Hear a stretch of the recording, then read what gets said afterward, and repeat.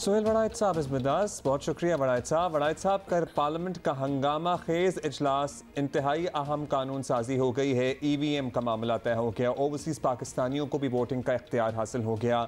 Opposition ने तो अभी से बाय द वे ऐलान कर दिया है कि EVM के ज़रिए इंतखाबात का नतीजा नहीं माना जाएगा। अब हुकूमती मौक़िफ़ था कि इलेक्शन मुतनाज़ ना हो।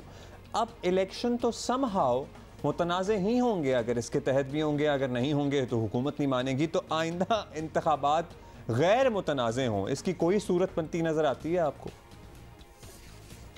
देखिए, अगर कल की लड़ाई की बात की जाए तो कल एक दफ़ा तो हुकूमत जीत गई है, उससे मादी फतह हासिल हुई है। और ज़ाहिर है मादी फतह का एक अपना नशा होता है। हुकूमत बड़े अरसे से ये लेजिस्लेशन करना चाह रही थी और अपोजिशन मान नहीं रही थी, लेकिन अब बग़ैर मशवरा किए इन्होंने ये जो है लेजिस्लेशन कर लिया है। लेकिन मैं समझता हूँ कि मादी फतह के बावजूद इखलाकी फ़तह नहीं हुई हुकूमत को, क्योंकि अगर कंसेंसस के साथ ये करते, अगर अपोजिशन को मशवरे में शरीक करते, तो शायद ये जो लेजिस्लेशन, ये कानून साजी हुई है, ये देर पा होती। ये कानून साजी अब देर पा नहीं होगी। जब अपोजिशन इसको कंट्रोवर्शियल बनाएगी, अदालतों में लेके जाएगी, और जब भी अपोजिशन को मौका मिलेगा, जब उसकी मेजॉरिटी होगी, ये इसको अनडू कर देगी। तो मेरा ख़्याल है कि ऐसी लेजिस्लेशन करनी चाहिए जिसकी वैल्यू देर पा हो, जिसको सब माने, जिस पे कंसेंसस हो।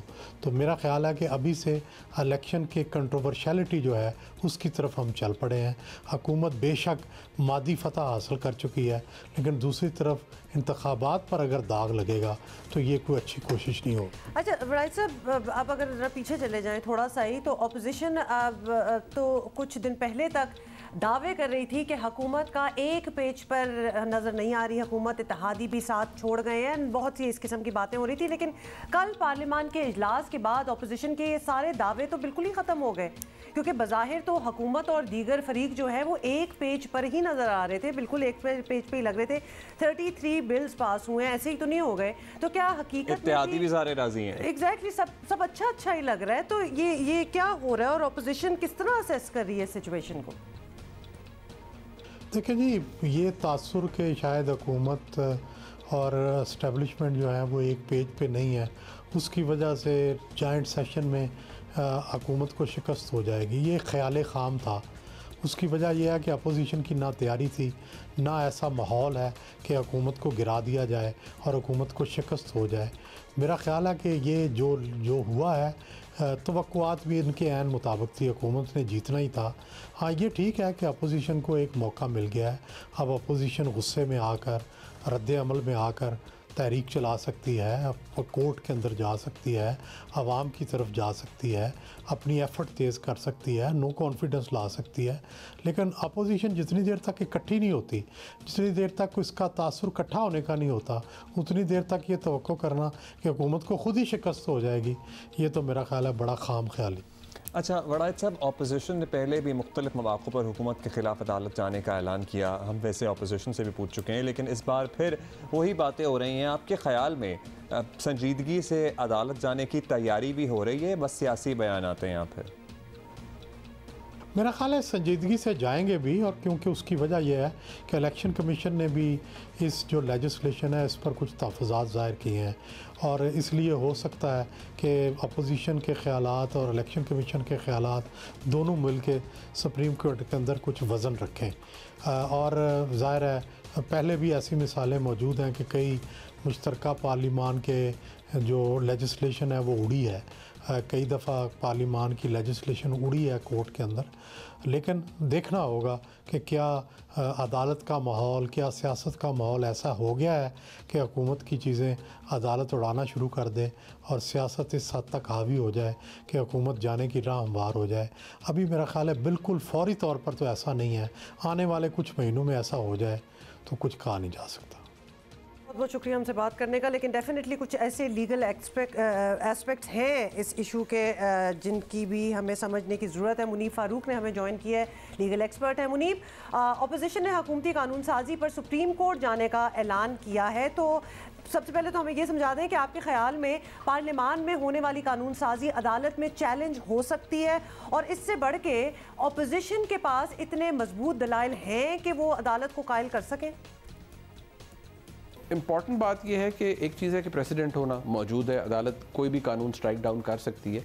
अगर अदालत ये समझे कि उसको बनाने के पीछे कोई अल्टीरियर मोटिव है, कोई ऐसा मोटिव है जो कि कानून और आइन के जो टच स्टोन्स हैं उनके ऊपर पूरी तरह नहीं आता, और उसमें हुकूमत कुछ ऐसा करना चाह रही है जिससे पब्लिक एट लार्ज को नुकसान पहुंचेगा। अब क्योंकि ये मामला पब्लिक इंटरेस्ट का है, क्योंकि इलेक्ट्रॉनिक वोटिंग मशीन हो या इंटरनेट वोटिंग हो, उसकी इम्प्लिकेशन तो बहरहाल पाकिस्तान के इलेक्शन के ऊपर होगी और लोगों का इंटरेस्ट भी उसके अंदर इन्वॉल्व है। तो एक तो ये कि 184(3) के ज़ुमरे में तो ये आता है, आर्टिकल 184(3) के ज़ुमरे में तो ये ऑलरेडी आ जाता है।